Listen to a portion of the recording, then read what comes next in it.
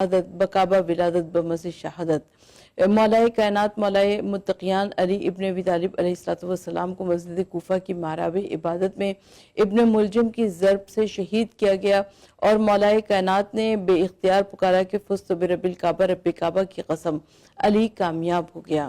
یقیناً علی ابن ابی طالب کے فضائل میں ہم اس سے بڑھ کر اور کیا کہوں کہ علی مومنین کے مجمع میں ہو تو امیر المومنین کہلائیں، علی متقین کے درمیان میں ہو تو امام المتقین کہلائیں، علی بہادروں کے درمیان میں ہو تو شیر خدا کہلائیں۔ علی ابن ابی طالب علیہ السلام کے لیے رسول نے فرمایا کہ القرآن مل علی و علی مل قرآن، قرآن علی کے ساتھ ہے اور علی قرآن کے ساتھ ہے۔ کبھی رسول نے فرمایا کہ الحق مل علی و علی مل حق، یعنی حق علی کے ساتھ ہے اور علی حق کے ساتھ ہے، اور علی کے چہرے کو دیکھنا عبادت، علی کی زیارت کرنا عبادت، علی کو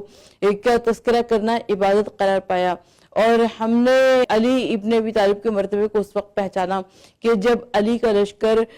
دشمن کے لشکر سے نبرد آزما تھا میدان جنگ میں، اور قریب تھا کہ علی کا لشکر فتح کا اعلان کر دیتا کہ ایک مرتبہ دشمن کے لشکر نے اپنے نیزوں پر قرآن کو بلند کر لیا۔ مولائے کائنات کے لشکر کے کچھ سپاہیوں نے کہا کہ یا علی، اسی قرآن کے واسطے جنگ ہو رہی ہے اور نیزوں پر قرآن کو بلند ہے۔ مولائے کائنات علی ابن ابی طالب علیہ السلام نے فرمایا کہ نادانوں کسی مکر و فریب میں نہ آ جانا، وہ قرآن صامت ہے تو کیا ہوا، انا القرآن الناطق۔ نام آ گیا زباں پہ علی ولی کا جب، ہونٹوں کو چومتی ہے زباں اور زباں کو لب، عالم میں درد و رنج و مصائب غم و تعب، ایک دم سے سامنے سے ہوا ہو گئے وہ سب، دل نے خفی کہا تو زبان نے جلی کہا، عقدے ہزار کھل گئے جب یا علی کہا۔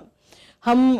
امیر المومنین امام المتقین علیہ السلام کی یوم شہادت پر تمام عالم اسلام کی بارگاہ میں تعزیت اور تسلیت پیش کرتے